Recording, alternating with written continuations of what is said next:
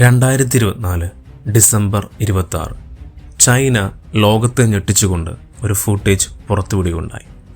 അത് വേറൊന്നുമല്ല, ചൈനയുടെ ആദ്യത്തെ 6th ജനറേഷൻ ഫൈറ്ററായ J-36 ഒരു ടെസ്റ്റ് ഫ്ലൈറ്റിൻ്റെ വീഡിയോ ആയിരുന്നത്. നിമിഷ നേരം കൊണ്ട് ഈ വീഡിയോ ഫൂട്ടേജ് ലോകമാധ്യമങ്ങളിലെല്ലാം പ്രചരിക്കുകയുണ്ടായി. ഡിസംബർ 26 ചൈനയെ സംബന്ധിച്ചിടത്തോളം ഒരു സ്പെഷ്യൽ ഡേ തന്നെയാണ്. അത് മറ്റൊന്നുമല്ല, പീപ്പിൾ റിപ്പബ്ലിക് ഓഫ് ചൈന അഥവാ PRCയുടെ ഫൗണ്ടറായിട്ടുള്ള മാവോ സേതോങ്ങിൻ്റെ ജന്മദിനം കൂടിയാണ് അത്. എന്നാൽ ഈ ഫൂട്ടേജിൽ J-36 അഥവാ ചൈനയുടെ പുതിയ 6th ജനറേഷൻ ഫൈറ്റർ സ്റ്റിൽ ഒരു ഇനീഷ്യൽ ഫേസ് ഓഫ് സ്റ്റേജിലാണെന്ന് നമുക്ക് മനസ്സിലാക്കാൻ സാധിക്കും.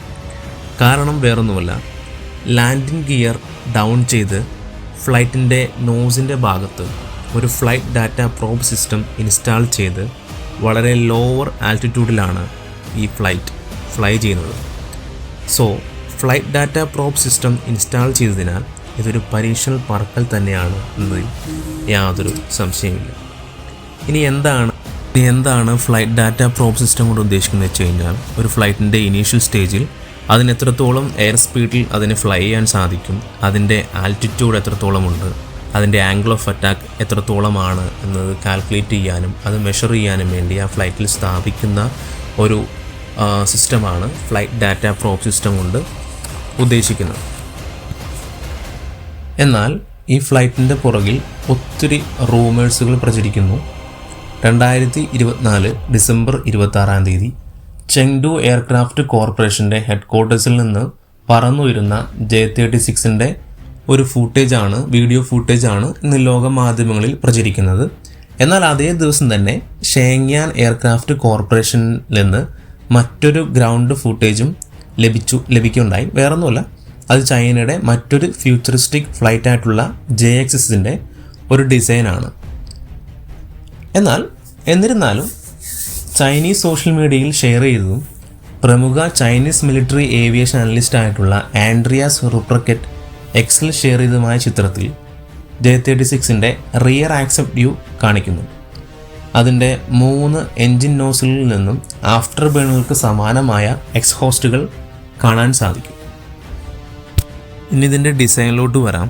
J-36 വിങ്സിൻ്റെ ഇടയിൽ അഥവാ ഫ്യൂസലേജിൻ്റെ വശങ്ങളിൽ 2 എൻജിൻ ഇൻടേക്കുകളും അതിൻ്റെ കോക്പിറ്റിന് പിന്നിലായിട്ട് ഒരു ഡോർസൽ മൗണ്ടൽ ഇൻടേക്കുമാണ് ഉള്ളത്. ഈ ഡോർസൽ ഇൻടേക്ക് കോൺഫിഗറേഷൻ ചെറിയ ആംഗിൾ ഓഫ് അറ്റാക്കിൽ ഫ്ലൈറ്റിൻ്റെ ലിഫ്റ്റ് ഇംപ്രൂവ് ചെയ്യാനും ഒരു ഇൻലെറ്റ് അഥവാ താരതമ്യേന ഉയർന്ന ഫ്ലോ ക്വാളിറ്റി നിലനിർത്താനും സഹായിക്കുന്നതിന് കാരണമാണ്.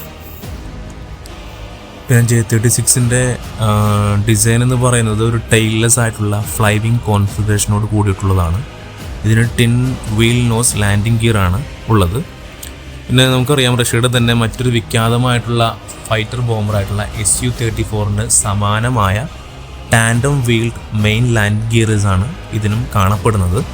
കൂടാതെ 2 ലാൻഡിംഗ് ഗിയറിനിടയിലുള്ള അണ്ടർബെല്ലി ഭാഗത്ത് ഇന്റേണൽ വെപ്പൺസ് ബേയിൽ large long range surface strike missiles ഉൾക്കൊള്ളാൻ കഴിയുന്ന വിധത്തിലാണ് ഇത് ഡിസൈൻ ചെയ്തിരിക്കുന്നത്. എന്നിരുന്നാലും ഇതിൻ്റെ പേലോഡ് കപ്പാസിറ്റി എത്രത്തോളം ഉണ്ട് എന്നുള്ളതൊന്നും ചൈന ഇതുവരെ പുറത്തുവിട്ടിട്ടില്ല. ഇനി ഇതിൻ്റെ എൻജിൻ സൈഡിലോട്ട് വരാം.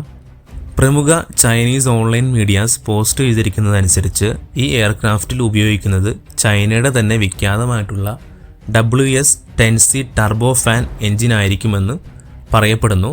എന്നാൽ മറ്റൊരു റൂമർ എന്ന് പറയുന്നത് ചൈനയുടെ ഏറ്റവും പവർഫുൾ ആയിട്ടുള്ള സൂപ്പർ ക്രൂയിസ് കാപ്പബിൾ ആയിട്ടുള്ള WS-15 എൻജിൻ ആയിരിക്കുമെന്നും കരുതപ്പെടുന്നു.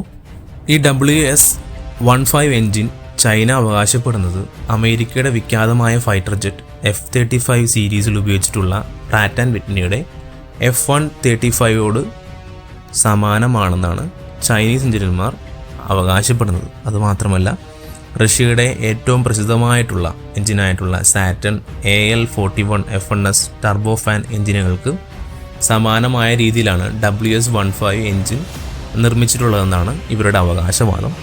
എന്നാൽ J-36 ഏത് എഞ്ചിൻ ഉപയോഗിക്കും എന്നതിൽ ഇതുവരെ വ്യക്തമായ വിവരങ്ങളൊന്നും ലഭിച്ചിട്ടില്ല.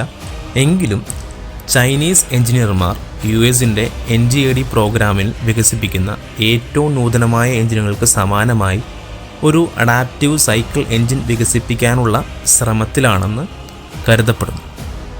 എന്നിരുന്നാലും വിദൂര ഭാവിയിൽ പോരാട്ടവീതിയിൽ ആകാശം ആര് ഭരിക്കും എന്ന് നമുക്ക് കാത്തിരുന്ന് കാണാം. Thanks for watching.